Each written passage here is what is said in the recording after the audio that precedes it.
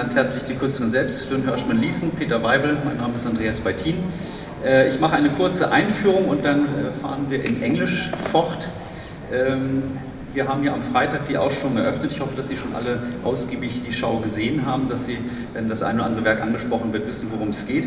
Vielleicht nur noch ein kurzer biografischer Abriss. Lynn Hershman Leeson wurde 1941 in Cleveland geboren, hat zunächst Museumswissenschaften studiert. Von 1993 bis 2004 war sie Professorin für elektronische Künste an der University of California. 2004 bis 2010 hatte sie die Andrew D. White Professur an der Cornell University in Ithaca inne. 2007 wurde die Künstlerin zur Vorsitzenden des Filmdepartments am San Francisco Art Institute ernannt. Im Laufe ihres Lebens wurde sie natürlich schon mit zahlreichen Preisen und Auszeichnungen bedacht. So hat sie hier schon im ZKM 1995 den Siemens Medienkunstpreis bekommen. Den Prix Ars Electronica hat sie 1995 erhalten. 2009 folgte ein Guggenheim Fellowship für Creative Arts im Bereich Film und zuletzt wurde sie für ihr Lebenswerk mit dem DAM Digital Art Award ausgezeichnet. Wie man in der Ausstellung sehr schön nachvollziehen kann, hat Lynn Hershman Leeson wirklich in allen künstlerischen Medien gearbeitet: Zeichnung, Malerei, Skulptur, Performance, interaktive und netzbasierte Medienkunst und wie man hier ja auch links von Ihnen sehen kann, ist sie auch als eine der bedeutenden Filmemacherinnen in die Geschichte eingegangen. Wir wollen anhand oder im Rahmen dieses Künstlergesprächs eine der wichtigsten Themen, mit denen sich Lynn Hershman beschäftigt hat, auseinandersetzen, wie beispielsweise Überwachung, interaktive oder netzbasierte Medienkunst. Die Konstruktion von Identitäten ist auch sicherlich eines der wichtigen Themen, die wir ansprechen wollen und letztendlich auch das, was sie mit ihrer Infinity Engine, die ja extra hier für diese Ausstellung realisiert worden ist, wie sozusagen der Mensch sich im Zeitalter der Gentechnologie definieren kann. Alles spannende Themen, die wir jetzt diskutieren wollen und insofern würde ich jetzt mit der ersten Frage anfangen. Lynn, what was the reason why you started so early, already in the beginning of the 60s, to use electronical and technical devices within your works? One, I moved to the Bay Area, and the Bay Area is known for its tremors, and the landscape is always shifting, and it's a place that really is for invention, and it seems, of that kind of current. There's so much available in that landscape. So many people, so many businesses have started. Television was invented there, and I think just living there and breathing what was available to use as reference for media was the basis of it. And I also think that one can't really compete with history, but that they could use the materials of the present, and that was the material that was being invented at that time. And it was much more interesting to try to develop something that had no conceptual history to it and try to insert a way to use that as an artistic production rather than other materials that had been invented and used for centuries. Lynn, could you tell us a little bit more about the Bay Area? Huh? That means it is a part of San Francisco. How long have you been in the Bay Area? From 16 to 27? I moved to the Bay Area in 1963 at the beginning of the free speech movement when it was just being started. So I kind of lived through that era of understanding that one had autonomy and going through the whole protests at that time for the Vietnam War and for freedom of the individual species. People of having a voice, which was as well having a global voice with the materials that were being invented that allowed you to communicate beyond a singular person. Bay Area means it's a harbor area. It's a bay, right? Yeah. It's San Francisco. It's bigger than San Francisco because it goes all the way down, beyond Palo Alto, so it's much larger. So you have been studying at what university or college at that time? At Berkeley, or what was it? I started at the Berkeley Graduate School, yeah. Okay. So you have been part of observing the student movement. Yes. Which started in Berkeley and then spread over to Europe. Yes, and New York. And later. Have you also observed Haight-Ashbury's hippie movement? Or was sure. Yeah, that was part of the incentive to go there. Okay. Yeah. And when did Stuart Brand start his whole Earth catalog here?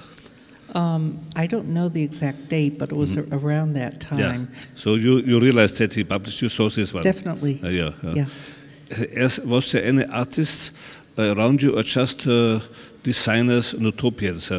Who are the people you met in the 60s in the Bay Area? Oh, well, I mean, Bruce Conner was there, of course. Bruce Conner was there, the filmmaker? Yeah, and collage artists. Of course, Francis Coppola and Eleanor Coppola. Jerry Rubin, Timothy Jerry Leary. Rubin, he was a producer of Trop Cinema, right? No? That was another one. That was John Rubin. John Rubin, yeah. You knew him too? Yes, Jerry Rubin was with Abby Hoffman. Yeah, so well, and cited a lot of the youth, the yuppie movement. Yes. They have been in the Bay Area too. Yeah. When you met Coppola and Eleanor Coppola, did you produce some of your films? No. Zoetrope? Oh, no. Zoetrope was not interested in your films? No. No. Okay. But I wasn't making films then. I didn't start to make films until the mid of the 80s. But I really had a great education because they had a screening room in their house. And 3-4 times a week they would have screenings and invite everybody that was in town. So I met Wim Wenders and Werner Herzog and many other people that were doing interesting things. And I really got my education through seeing what they were showing. So you grew up in a kind of utopian mood, the utopian vision in the Bay Area. Well, I hope I didn't grow up, but it was a utopian mood. Okay. Which was the vision was more or less based on tools and technology. Yeah?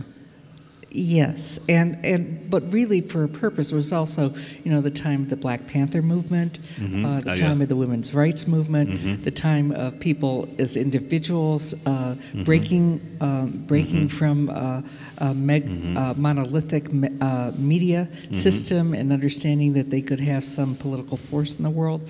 So many things were going on. The environment, normally you can divide an environment in friends and artists and official environment by government and newspapers. These different segments of the environment, how did they support or react to your early works? Did you have support by the artists or by the press or by the government? No, nobody. I still haven't had a review in San Francisco. Literally, probably in 35 years for anything, and I have shows every year. So there's no support whatsoever. So you had more or less a hostile environment. Yeah. I consider it a great gift to have that kind of freedom because I wasn't. I didn't have any. There were no expectations, and I didn't have to meet anything. I could only really explore things and fully explore them without any kind of external impositions. Okay.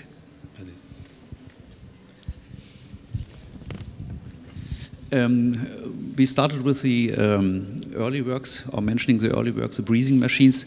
How far was the biographical impact actually in these works? I think you had experience in laying in hospital, and how far would you say are the early works influenced by your own experience, your own things? I think all artists are using their experience and background in order to express themselves.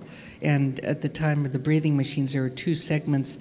One were suicide machines, where I would make life sculptures that would ignite themselves and, in a way, create a performance where they transcended time and would change change their appearance and go from a form and a force into a completely amorphous substance, but then still had some viability in that transformation.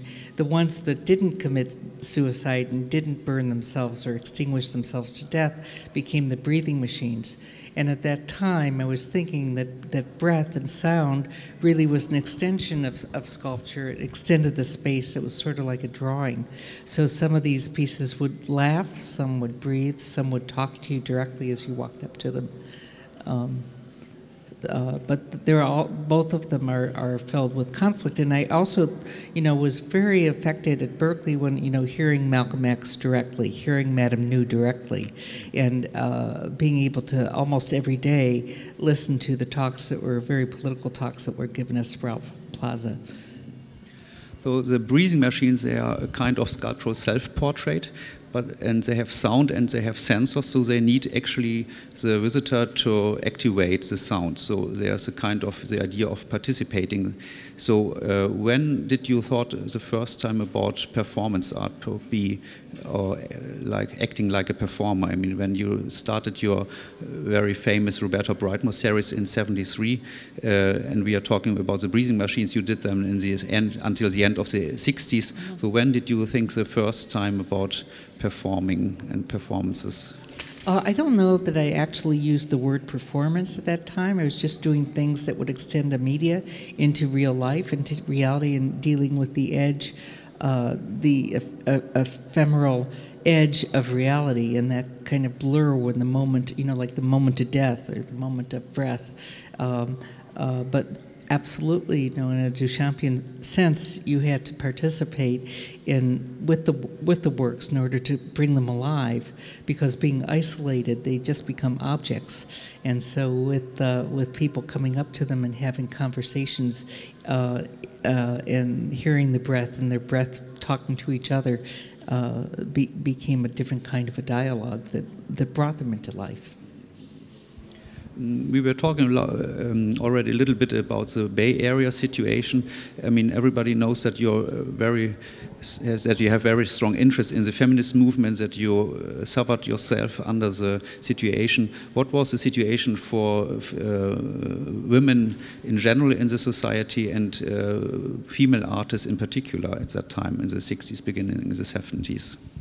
Well, the situation at that time was that women were not aware of their own history.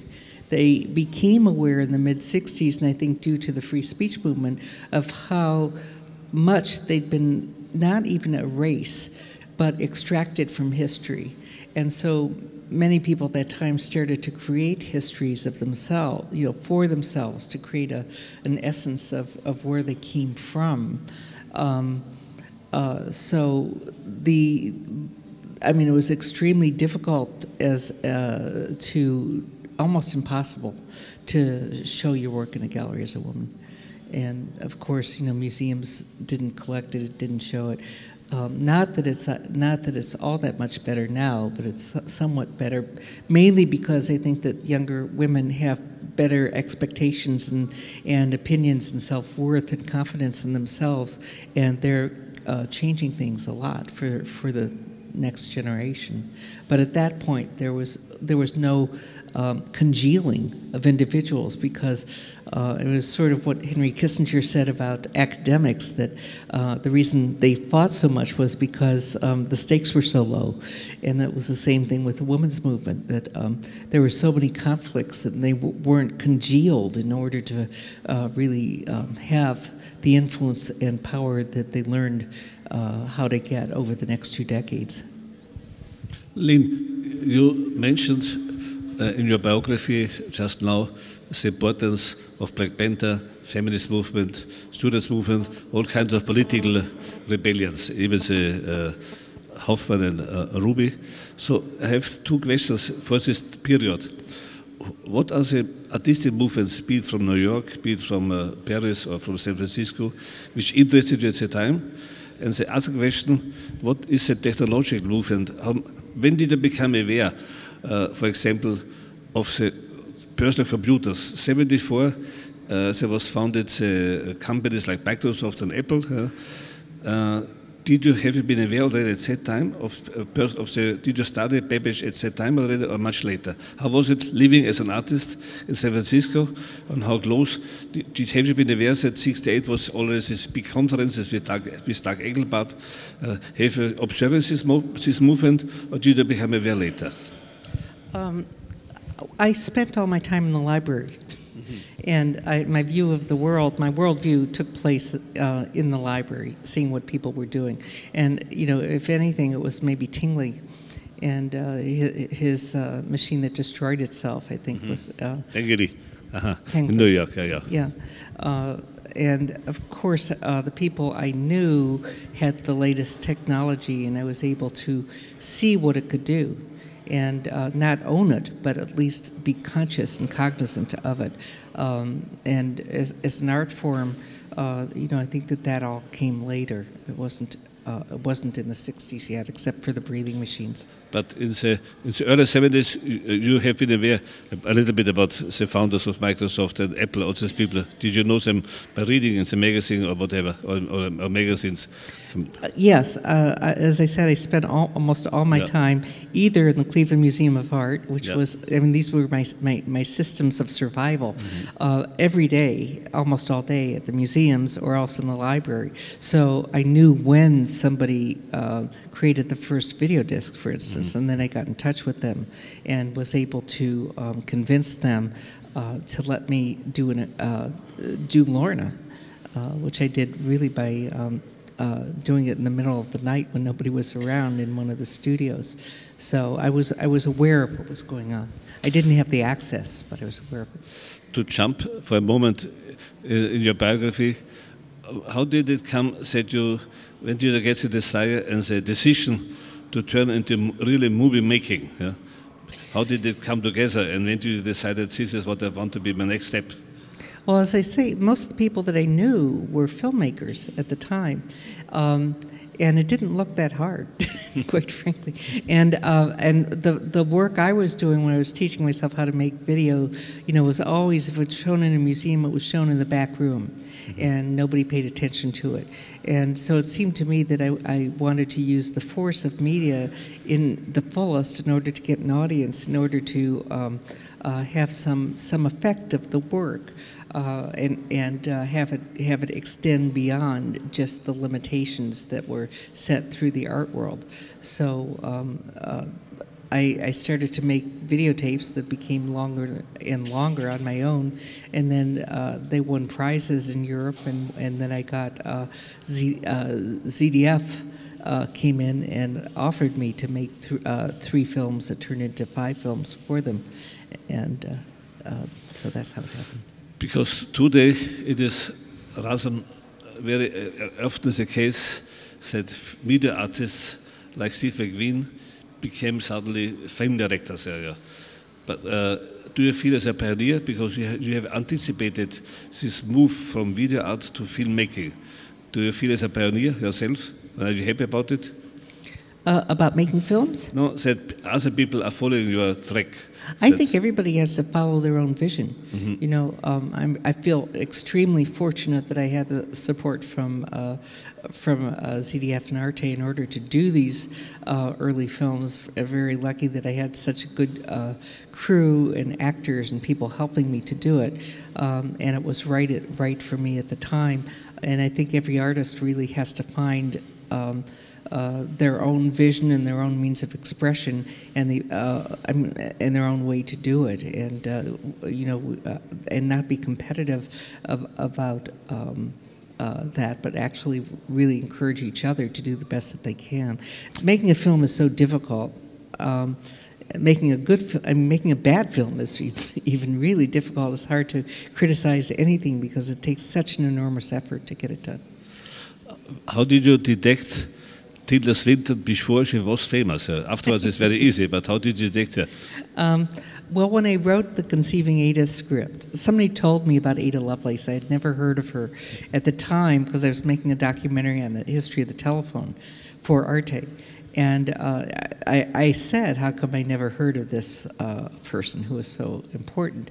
And there was one tiny, in the UC library, one tiny little leaflet about her, and I thought this is something I want to do. So I wrote the script, and I thought, well, Tilda Swinton, you know, knowing her from the German films for Orlando, was the only one who probably could do it. So I called. So you knew Orlando, so sure. she do her. Okay.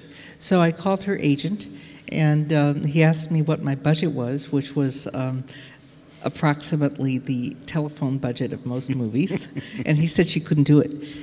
And then I was showing the electronic diary at the Berlin Film Festival, and somebody right next to me, it was like very serendipitous, said, "Oh, Tilda's looking for an interesting project." And so I told her friend, and her friend told Tilda, and she called me, and her agent said, "Okay, she'll do it, but you can only have her for 5 days." So we invented the virtual sets because we had no money and no time in order to accomplish that, and we made the film in 5 days, and then we had so much fun making it that we keep working together. Where did they shoot it? In New York or San Francisco? Or in San Francisco. San Francisco. Yeah, on a sound stage with the blue sets. So it fits very well that we are sitting here in front of the costumes that Tilda Swinton were in the Technolust film. So I continue with jumping a little bit in your biography, coming back to the time when you met Eleanor Coppola. I think another most interesting thing about your work is that you're one of the first artists that made site-specific installation. Could you tell us something about how you worked with her on this famous Dante Hotel project?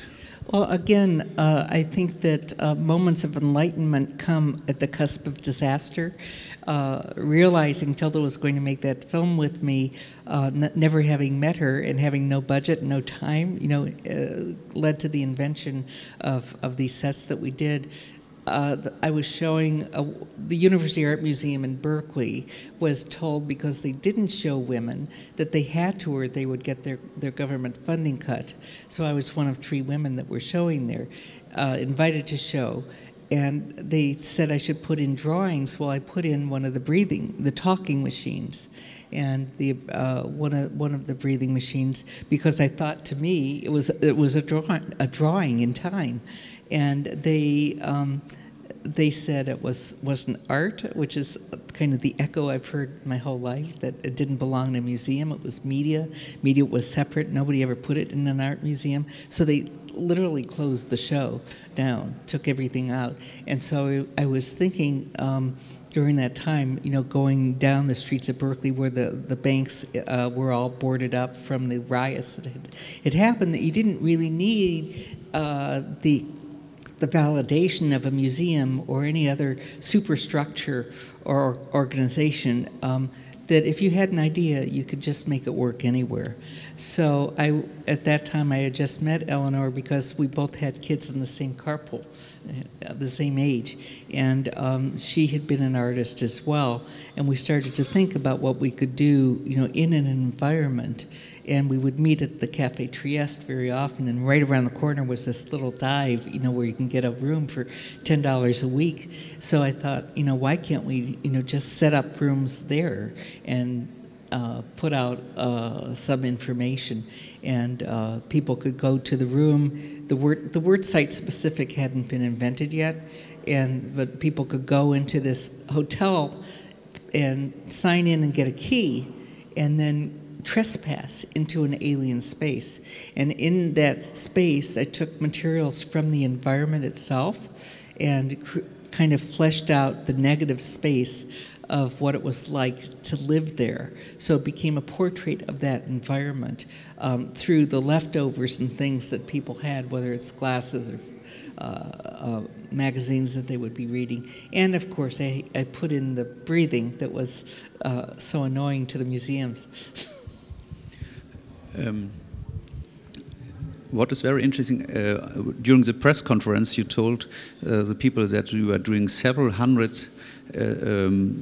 exhibitions, not in museums, but in so-called off-spaces, how we call it them today. I mean, it was really incredible that you did so many exhibitions. I mean, and you were doing collaborations with other artists as well, I suppose? Yes. Well, you do a lot of exhibitions here. Yeah, I mean, it became very easy, you know, much easier than working within a system. I mean, I invented the floating museum just so that I could work, you know, meet other artists, because it was so isolated in the Bay Area from meeting artists, and I would invite people I wanted to meet to do things. So whether it was Michael Asher putting plates of wood on a staircase in a little alcove by a sewing shop, or Gordon Matta Clark or Douglas Davis, people who were just beginning their to understand the inferences of their own language in the world, and it was very exciting to be able to do that. So, you know, it gave you energy, it didn't take it. Tell us about your museum, the floating museum. That essentially was the floating museum was an anti-museum. And in the floating museum, the work took place outside of normal systems. It was kind of inspired by doing both the Dante Hotel and then moving. The Dante Hotel went to New York and was in 3 hotel rooms there as well, and also then I did some project in store windows. But so I would just invite artists, as I said, that I wanted to meet, whose work I thought was interesting, and we would figure out a way to realize their work. And the floating museum was basically me and my daughter, who was 11 at the time, figuring out how we could realize artists' works. We did a work also in San Quentin Prison, which was probably the first prison art program where we brought in a master muralist and painted on the walls what was behind the walls, so essentially the walls disappeared. People would see me coming to these places and say yes because they thought that I would never do them.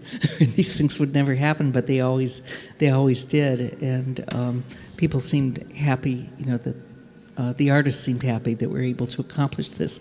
And it was really an alternative, you know, because this is an era of alternatives, of creating your own way, of your own language and your own way, and understanding that you didn't have to have permission to be an artist, that you could just do it wherever it seemed right. It was a way of recycling time and space. Lynn, you turned a hotel room in a gallery space. Huh? Dante Hotel. Huh? You founded an anti-museum, a floating museum. So we can be happy that you did not turn our museum into a garage or into a dormitory, no? Yet. I have 3 months. So coming to the issue of constructing identities, your best known project is Roberta Brightmore. I mean, today is everybody, not everybody, but almost everybody is working in Second Life and constructing identities, avatars. I mean, how did you come to this idea in the beginning of the 70s to make such a long time performance, and was it actually conceived to last for over 5 years when you started it? No, I mean, it really came out of the Dante Hotel, because once you set up the background for somebody who lives in a room and, you know, was there through the articles of their life, I started to think, well, what would it be to liberate the essence of this person who could have lived there and follow her in her environment? Again, you know, it was Nadja, it was Cantor's work, Breitin's work, and extending those ideas into that particular reality. And originally I didn't want to do it, but every time I mentioned it to someone, they thought I was crazy. So as in many of my works, I had to, you know, act it out myself. And I never thought it would be as long as it was. It just needed that much time to flesh out and give credence to the authenticity of her life. I've said before that at that time I couldn't get credit cards. And Roberta could, because she had no negative credit, so she was able to get credit cards and checking accounts and driver's license. Very easy, and it was because, you know, there's pre-computers. So 10 years later, I would have been arrested for fraud, but it was kind of literally under the radars that we were able to do that. And it also was a way of witnessing who we are. And seeing as an archetype of a particular sector of society, not being prejudiced from your own experience, but really being able to discern who that person was this blonde woman who would go out in life and be treated in certain ways and be able to document that life as a record of kind of the mirror reflection of living through those years. One of your first works is called First Person Plural. And an American critic wrote something about this piece. To make it short, he described that you had a troubled childhood. I don't want to go into detail, but if this is true, that you had a troubled childhood, then we know that people who have a troubled childhood and have trauma, they have sometimes a psychotic disorder called multiple identities. So could it be the case that your investigation in multiple identities has some biographical sources? Or was it just invented by the critic, what you wrote about the piece? Critics tend to invent things, I have to say. But in this case, who doesn't have a troubled childhood? Or who doesn't perceive that their childhood isn't ideal? It gives the basis for surviving. And trauma could be very useful. But in this particular case, I really objectified Roberta. She wasn't a figment of multiple personalities or healing. I actually took courses to get a doctorate in psychology in order to understand how to portray her as an other, as a real being in itself, as her own woman. So we shared our heartbeat, we shared breath, but she wasn't me, and her psychoses belonged to the community of women like her. So it was a purely artistic social work. It was not like Christian Stiles, our friend would say, it was not a therapy, no? Well, I think that doing art makes us feel better if we're artists. So you could say therapy in that measure, but it didn't. But it was different. Okay.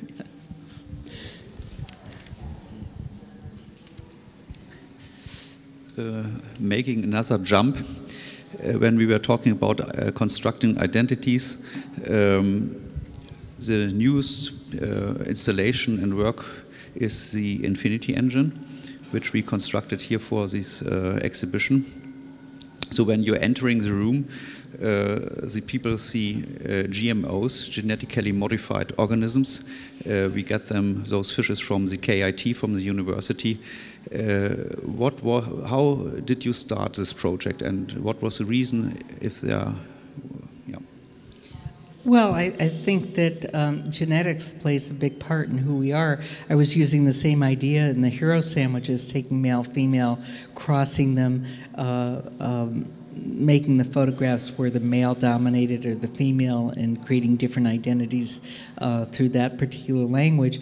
But in particular, after I finished Strange Culture, which helped somebody avoid 23 years in prison, and the Women Art Revolution, which documented a history that hadn't been seen, I started to think about what is it that is important to spend one's time on, and I started to really learn more about what had happened since the genome itself was programmed, and became really intrigued with the possibility of hybridity and the extensions of evolution and the limits of life as we know it.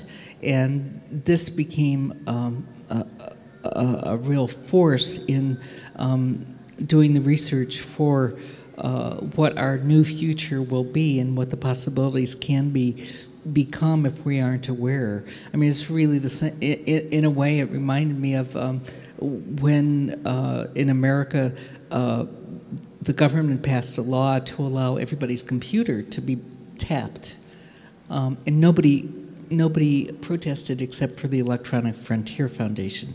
Everybody accepted that, and people don't really know what's happening with genetic engineering now, and how many mutations are being made, and what the future of humanity could be like with the differences that are currently being actually implemented. In some ways, to help them survive, and in other ways we don't know yet. And my sense is that a lot of the scientific research is going to find a source of survival for a polluted planet, and to maybe avoid rinks of extinction. But it's a fascinating subject, and I was able to meet some of the founders of the first bioprinter, the first ways to extend limbs themselves to stimulate parts of our body from our history in DNA, of which holds a perfect archive, stimulating the parts of us that had been salamanders, for instance, and making parts grow back like a salamander can. So, I mean, this isn't science fiction. It's actually, as we were saying, sci-true. This is all really happening. Also, the imposition of racism in genetics, and how that is kind of invisibly manifest in the kind of pharmaceuticals that are then produced. So it's a really fascinating and urgent topic. Let's stay a little bit with the problems behind this work, Infinity Machine, which is not just identity, it's also about biology of reproduction. In this show, we have two works by you, which one has a title Infinity Engine, the other one has a title Differential Engine, and a work that came on since about 15 years, a wonderful work we reconstructed for this exhibition. So we have now two machine titles, and these two machine titles refer to another machine, the so-called Analytical Engine by Charles Babbage. Yeah. So in fact, we have three machine titles. So the first question is your worldview maybe mechanistic, that you see the machine aspect in nature? The second question, which belongs in feminist theology, there's a book called The Mother Machine by Miss Correa, which most feminists, most women attack the idea of artificial life. Yeah? They want to say we are back to natural reproduction by sexual intercourse, etc. Huh?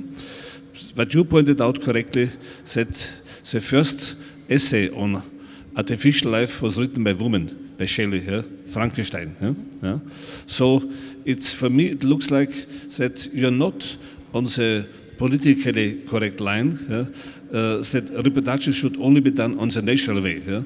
Even here with this famous picture, with these two injections, it's more about artificial reproduction. And you are here, you show all the possibilities of artificial reproduction. So in that sense, my question is, how do you see this feminist line?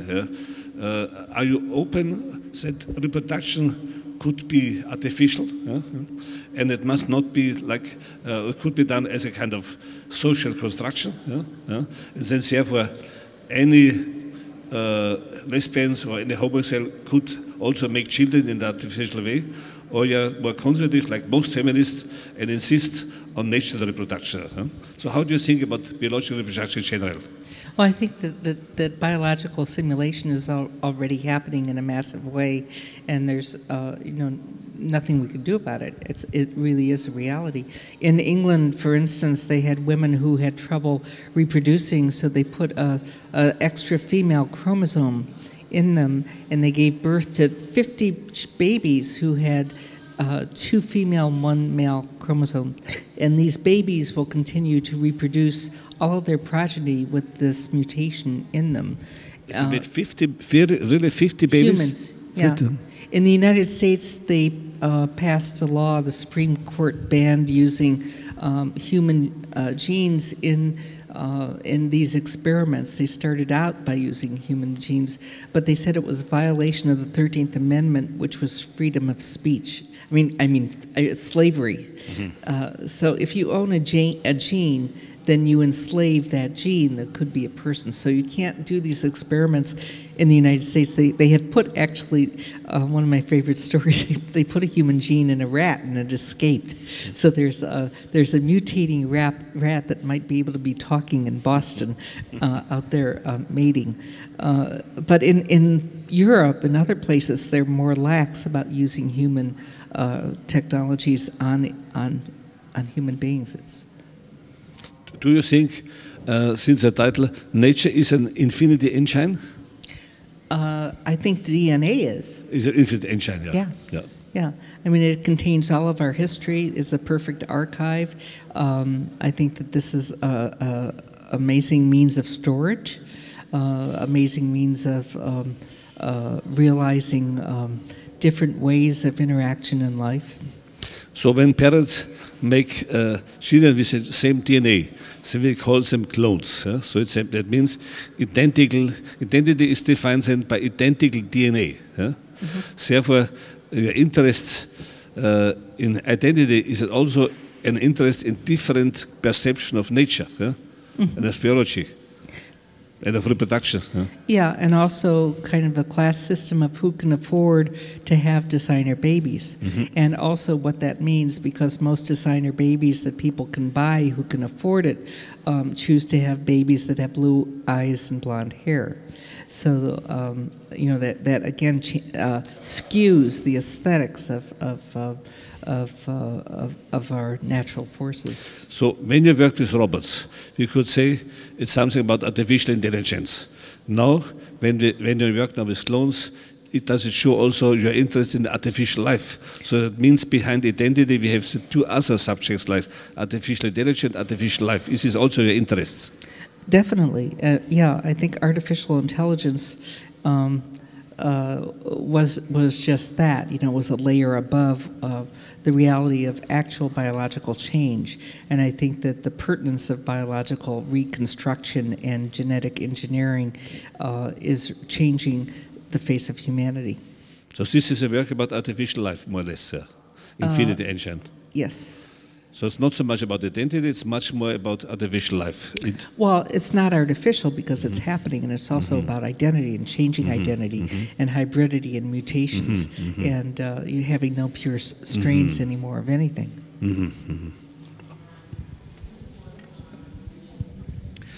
So when we are talking about genetic engineering, it sounds always a little bit frightening what we can expect from the future. But as far as I understand, you do not have a dystopian view to this, have you?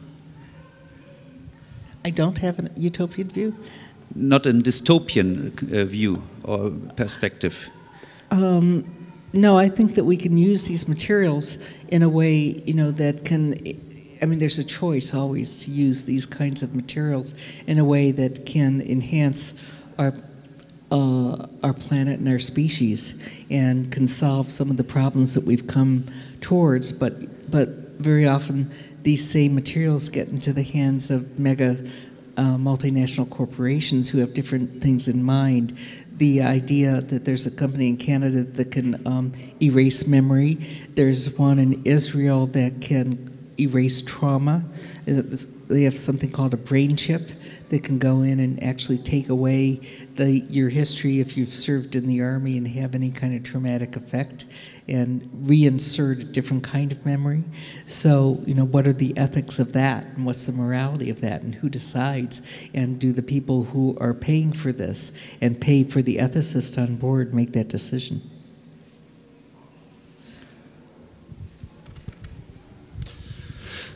Lynn, when and how did the subject of surveillance enter your work? When did you realize that this is something which is important to treat as an artist in respect to the freedom of subjects in our society? So when was there some reasons in your own work or external reasons by society? Well, I understood very early that privacy was really being extinguished. And the reason it was because there were different ways to track us, not just through computers, but that there was always a sense of being watched and always creating a data identity that was flowing as strongly, you know, as our blood in creating a trail for us. I also think, you know, when you talk about trauma, and one of the ways of surviving trauma is extracting yourself from it and becoming a witness to it. And in a way, you're watching your own life, which is a way of surveying yourself. So it's a complicated question, but I think, you know, that is one of the major questions of our time, is the really the imposition in the mega dynamics of surveillance and how that is really gotten to a huge, unbelievable level in restricting our freedom.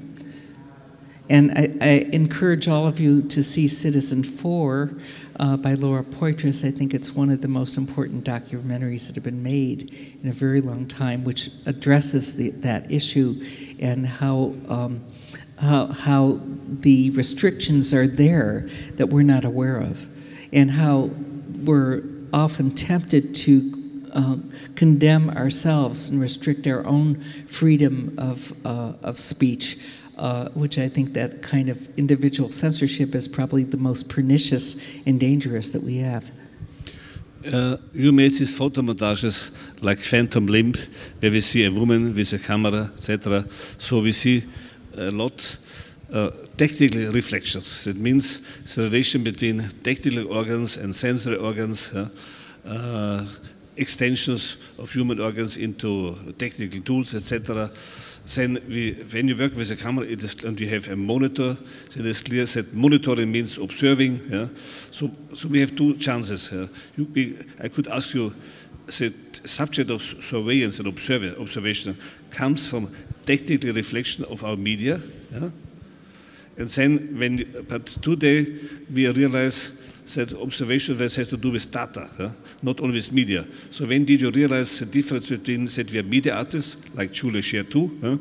I'm so glad that you're here, Julia, because your work also is a subject of surveillance since many decades. But when did you realize that it's even not about media alone, like video camera observing us all over the places, but we are also prisoners of data systems? I think we're prisoners as long as we don't know what's going on.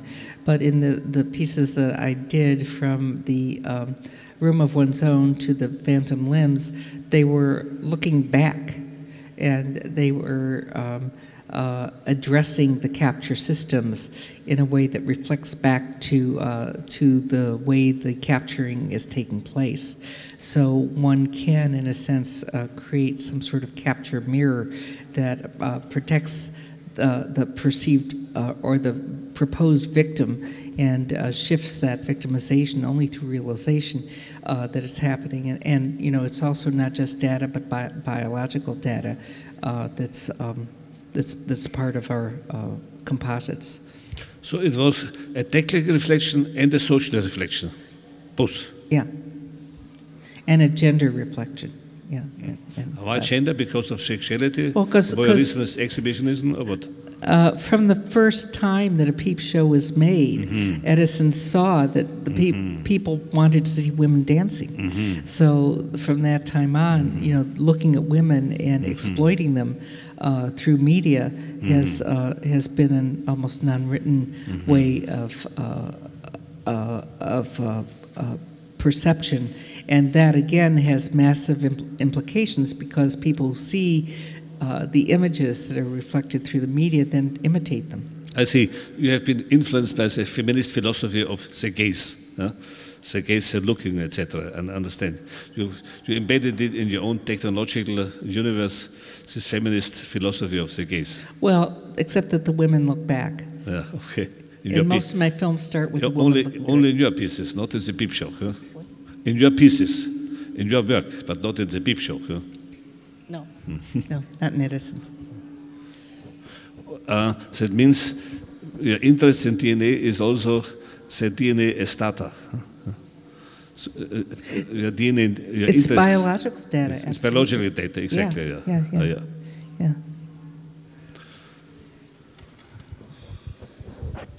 Yeah. Could you tell us something about future projects? The Infinity Engine is a three-part project, and it's going to be the installation, which is going to go through another iteration when it goes to Modern Art Oxford, and we'll use a lot of the DNA research that they're doing over there. It's also going to be an online web entity where we have the beginning part of a scanning process that takes faces, reverse engineers them, and finds the origins of their DNA bases, and then we create an intelligent composite of all the participants.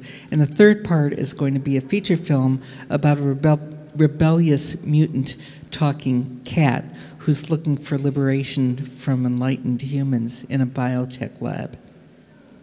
So we'll be making that next year. Okay. I could imagine that there are some questions from the public, so we can open the discussion to the public. Does anybody has a question?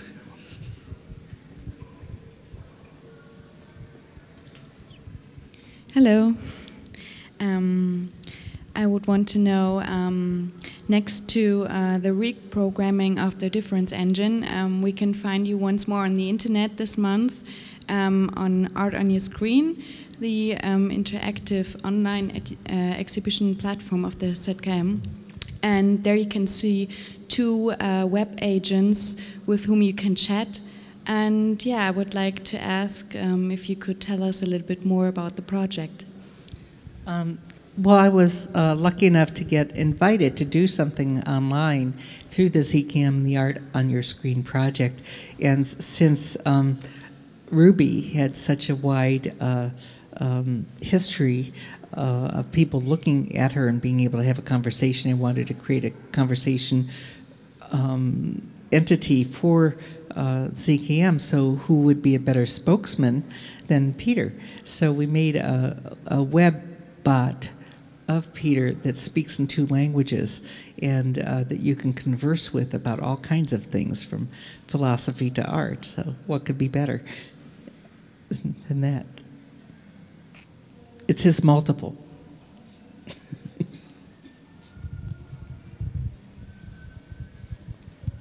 Hello. Could you tell us more about the influences that other women artists may have had on your work? I was thinking about Valley Export or Orlan, which were important in the 70s as a feminist artist.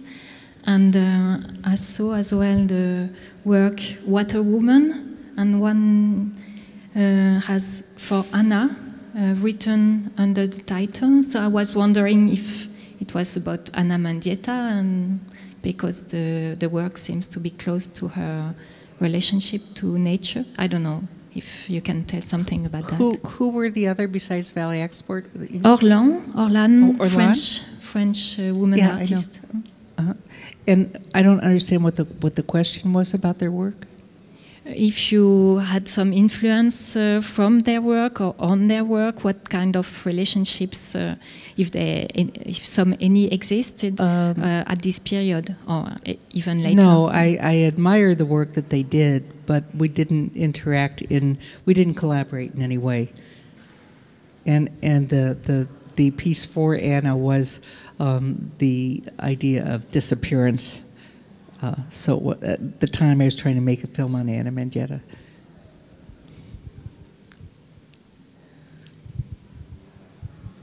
Hi, my name is Milica Lopetic, coming from KHM Cologne, and would have 2 questions, or maybe 1.5. First is it's more about exhibition and your relation with the exhibition design and how much is important setup where you are exhibiting your work and how visitors are looking at it. And another one, the half one, was more like, how did you feel during the interview? Because I had this impression that you're on an investigation, kind of two police officers asking questions, like crisscross all the time, and then... You're very lucky, by the way, to have Julia for a teacher. She's brought her students down here, and she's a wonderful artist. I look forward to the piece she's going to do next February in San Francisco, part 3 of your surveillance project for the museum. So I feel really lucky because I have never had such a good experience. Not that I've ever had a show before, but I've never really had such a great experience as working with the people here. And it's an incredible team who are compassionate and insightful and collaborative and really so well trained and had such great vision that I don't think we could ever have realized such a beautiful exhibition in the design and the thought that went into putting this up, and the respect that they have for artists and for showing, and the understanding that they have for works and how one's work relates, one work relates to another. In my experience, not many museums really have that overview or sensitivity to be able to put a show together. So I feel very fortunate on that level, as well as being fortunate to have both Andreas and Peter do the interrogation. So. Thank you for your great presentation. I'm curious about the idea of interspecies as you presented it in small pieces, the buildup in some of the works. You've engaged mechanical woman, man, woman. You've introduced this idea of the talking cat. For example, will the talking cat speak as a human, and will it be male or female? Or I'm curious in terms of where you're taking the audio and visual portions together. You mean in my film? Yes. Yeah, it's going to be Tilda. The cat's name is Matilda. And so nobody knows she could talk except for one person, because she doesn't want them to do more research on her. So we're going to design the voice in June, figure that out. Wow. Is in your mind the idea of research itself more wet or dry? In the show here, I feel like I'm probing myself for those kinds of answers. What's the difference? Well, I'm faced with it with the water tank, with children, and then I'm faced with it with a non-human, with fish. And with each piece, different parts of me are being stimulated. My moods are being stimulated differently by the different deployments of water. And I also think of DNA. Is it wet or is it dry? These kinds of questions keep emerging for me as I walk around the show. Well, I think water has I think water, fire, and air, you know, the elements of transformation are parts of all of these works. And water and data, which is what comprises us a lot. So.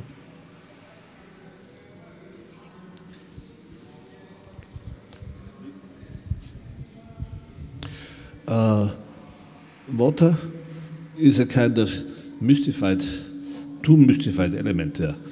I would like to tell you about an experiment which was done by Lavoisier in the Académie Française in Paris 150 years ago. He showed an empty glass, two empty glasses, two eprouvettes. In one, really two empty glasses, because this was two gases, invisible gases. One gas is called hydrogen, the other gas is called oxygen. And when he puts them together, two invisible gases, then suddenly a drop of water came out, because water is two elements of oxygen, one element of hydrogen. Therefore, water is not a basic natural element. It's a combination of two other elements. Therefore, we should not mystify water too much here.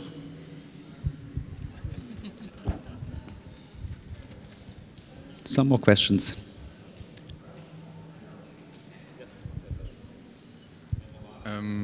Hello, my name is Christoph. I talked about DNA and seeing DNA as a machine, and I saw this picture of a cat that is phosphorizing or night glowing.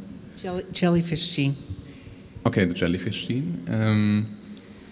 And I'm wondering where you see the, or if you see a break between the classic process of breeding, as the cat itself is not a natural or a result of nature, but a result of the process of breeding. And if you see it as an,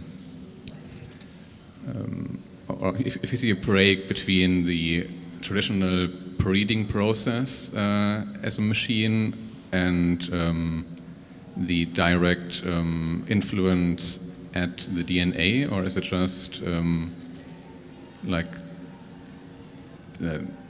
development, or is there any break that you see between the classic form of influencing nature and the new technique of direct?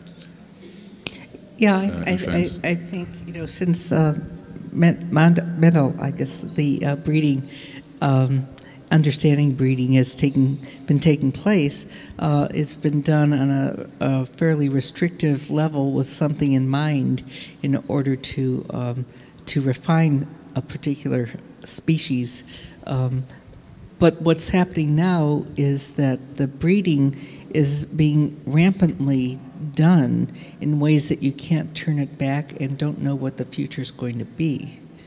And so that's a completely different thing. And you have companies like Monsanto, which is talk about chemical warfare, is really doing these destructive, non-reproducing seeds that have swept all over the world.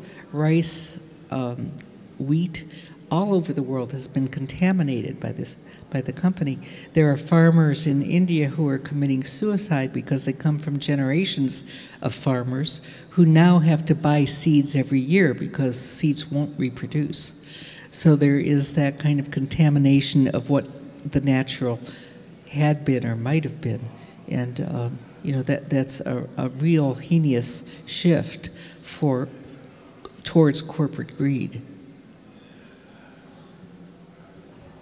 More questions, or is there anything what you want to say, Lynn? Otherwise, I would like to thank you very much. I hope you didn't feel too bad between Peter and me. Sorry. My name is Bruno Wiebelt. I have a question. How do you see art will develop? You have taken in all the different film and different in the art field, and the art field has also gone in advertisement and different. And how do you think the art will develop, or the way it will